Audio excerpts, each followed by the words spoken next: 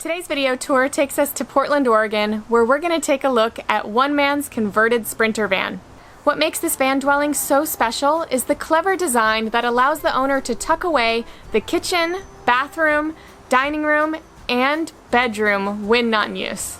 So let's jump right in and take a tour. Make this house our tiny home.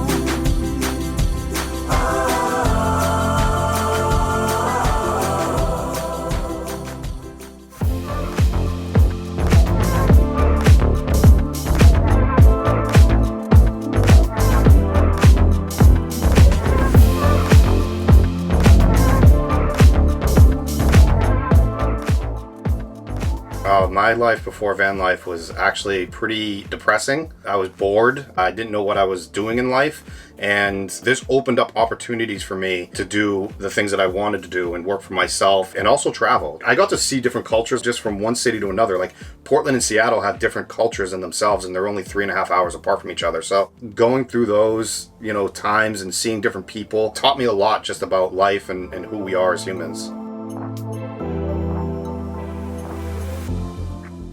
I actually have a degree in architectural engineering. I also grew up in a carpenter's house. It actually helped me out a lot designing my first van. I held back a lot because I was scared, but the degree actually helped me think outside the box. The design was mostly from me, but the putting it together was mostly my dad. So a lot of credit goes to him. Though we butted heads a lot, we came up with a really good product. The differences between the two vans from Ghost 1 to Ghost 2. Ghost 1 was a Ram ProMaster, so it was about 12 feet of living space. The second van is a Mercedes Sprinter, so a little over 10 feet of living space. People always ask me, why'd you go with a Sprinter? Have you ever driven a Mercedes? That is my answer. It is complete luxury. It feels like you're driving an airplane. All the components on the inside are just gorgeous. That triggered in my brain, I'm going all out, and that's what I did. This Sprinter in particular, out the door brand new, is $45,000 to $50,000. And then I have about $50,000 in components. They're rolling machines, but they can't come with a price tag.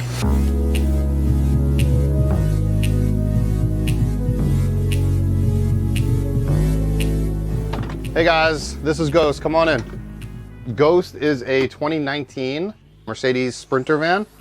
2500. It's the 144 wheelbase, so it's about 10 feet inside, 6 feet wide, so about 60 square feet, give or take. But I did a different style layout than what everybody typically would see in a van. I went with this massive 6-foot countertop, which is kind of weird in a 10-foot van. And the reason for that was because I also didn't want any built-ins. So like a built-in cooktop or a built-in, oven or whatever it may be. I knew that I could just cook by using portable instead of built-ins. I tried to give myself enough space where I didn't have to throw anything on top of a built-in. I can put everything in drawers and I can just take it out and cook or whatever that may be. Instapot and inductions are the way to go, in my personal opinion. I put the fridge actually right here in front because sometimes when you're out camping or whatever, I wanted to reach into the fridge and grab something. So I actually have the fridge right here. This is an isotherm. It's the Clean 85 model. I wanted that stainless steel look, and I also wanted to have a freezer, which is in here. I can't fit much, but I shouldn't be putting, too much ice cream in my body anyways. Every drawer that I have is lined out with like a carpet.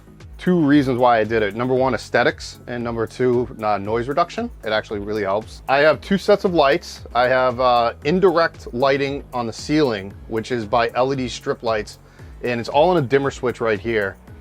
And then I have nighttime lights, which are the under cabinet, and it's a warm lighting. So it's a different feel, it's a different vibe if you switch them on and off. All the controls are done with this one touchpad. I can actually control the heating and the cooling inside of my van all through my phone, or I can run it through here as well. This is where it starts to get weird. This back wall is actually a bed. It's my Murphy bed. So this entire wall will actually fold down on top of the benches, and then I have a lip here that catches it as well. It's not as big as a queen, but it's also not as small as a full. So it's like 74 inches long, and it's like almost 48 inches wide. I don't have to worry about the couch turning into a bed, and the couch that I've been sitting on all day is now my mattress. This is a separate mattress. It is a separate living space, in only 60 square feet. So it worked out kind of nicely. A lot of people believe that this bench turns into a bed because that is a very common thing. I can't sleep on this comfortably, which is actually on purpose. I did not want to be taking naps on my L bench because I knew I would. 4 people can actually sit in here, extremely comfortable, and I wanted to host parties, is what it comes down to. The table is my second table that I made. I broke my first one. It's a long story, but we won't get into that. I wanted a very pretty table. I wanted it to be fancy, so I took a piece of black walnut, I butterflied it, so I cut it and I put it into 2, and I routed out a river with making islands, and then I poured epoxy. And I truly love black walnut. As you can see, I have a lot of walnut tones in here, so I felt that it aesthetically fit the van, it fit the space. When the bed comes down, obviously I have to put this somewhere. So I just kind of tuck it away to the side, because when the bed goes back up, which is the beautiful thing about the Murphy bed, that I can put it back on one of the mounts that's here. It's either on this mount or it's by the mount over by the swivel seat, which is just really convenient. This entire bench is also here mostly because I have a 22-gallon fresh water tank that's actually over the wheel well. When designing a van, you have these 2 massive things on both sides of the van that are wheel wells that come up. So you have to kind of work around that. Well, there's a company that makes these over wheel well water tanks, which are just perfect. So that's actually here. I also recently installed an air conditioning unit. It's a 12-volt air conditioning unit. So that's a little more storage for me. However, I also used it as a channel to take the air from the inside, and it actually runs back into the air conditioning unit. And it's ducted up to this right here. This is like my whole extension of my kitchen cleanup and also bathroom, which we'll get into. These are aftermarket windows. They fit into the custom windows that are already there, so you don't have to cut any holes if there are already windows there. The faucet, I just wanted this design, is what it comes down to. I think it's pretty and fancy. Voila. I had a deep sink in my first van, and it was a little bit smaller. This one's only 5.5 inches deep, but it's big enough for me to have a sink in a van. I also didn't want a very deep sink because anybody who lives in a van will tell you, we tend to throw things in our sink while we move, and I didn't want to do that. I actually wanted to try and stay as neat and tidy as possible as I'm moving around or whatever that may be. This is where all the good stuff is. Normally it would be storage for anybody else, but I actually have all of my hot water, radiant floor heating, all done by Van Life Tech. There's a Bosch hot water heater there. Typically in a hot water situation, when you turn on your faucet, you know how it takes a few seconds for it to warm up? Not with this system. It's instantaneously hot water. And that's because in a van, we only have so much water. I have 22 gallons. We want to make sure that we're using less water throughout the time. So that's why we did that way. All of the components are in there. It takes up a lot of real estate, but I would not do anything different when it comes to heat. I've had my van in 10-degree weather in Canada, and it was 72 degrees inside, and it was me, another person, and a dog, and we were extremely comfortable. The only problem I had with it was I forgot how cold it was outside when I opened the door. There's tubing in the floor, and it actually radiates the air. Now it's a 2-stage heating system, so if that can't heat the air quick enough, this is a blower that'll actually blow out forced air. All right, so this is where it's gonna get complicated, but it's gonna be fun. This is entire shower bathroom setup. So you open up the top cabinet here, this drops down, and then I just take the top off and I open it up, and then I hang a curtain on the inside and it drops down.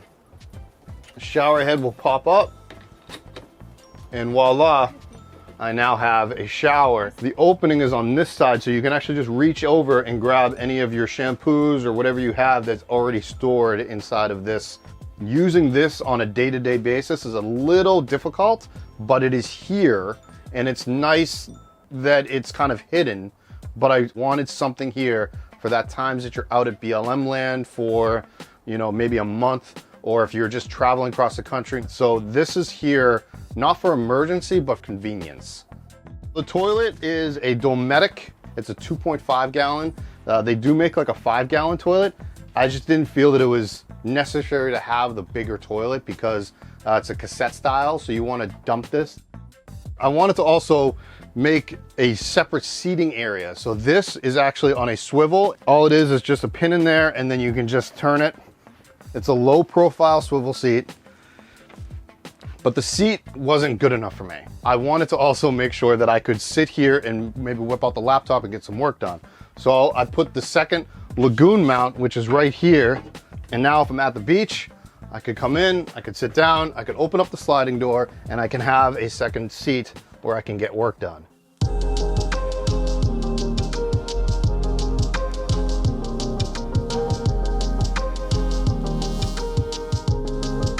I kept mostly everything on the outside stock so I could blend in with cities and nobody would come knocking on my door if I wanted to sleep in the middle of a city somewhere. In regards to the roof, I actually kept the solar panel a low profile 500 watt walkable solar deck. So you can stand on it, 750 pounds. It doesn't look like there's a solar panel up on that roof while standing down on the ground. So the back of the van, if the bed was down right now, if I was out camping or out at the beach, I open up my doors, I put the bed down, and I have an infinity view. This box was designed and built by Tiny Watt Solar. What's in this box actually powers my entire van. This particular solar system would run roughly 16 to 25 grand, depending on what you want.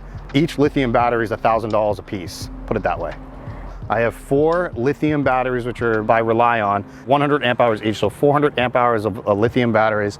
I have a 3200 watt inverter, which was made by Outback. You got your Sterling DC to DC charger, which if I'm driving, it actually charges the batteries that way. If it's a cloudy day, I can charge the batteries by running my van, which is a fantastic feature. Everything is done just like a house would be done, with breakers and then the fuses for 12 volt fuses as well. The reason I went with such a large system was I wanted to make sure that I could have power everywhere and anywhere that I go, and I have AC, and yes, I can run my air conditioner off of my battery bank.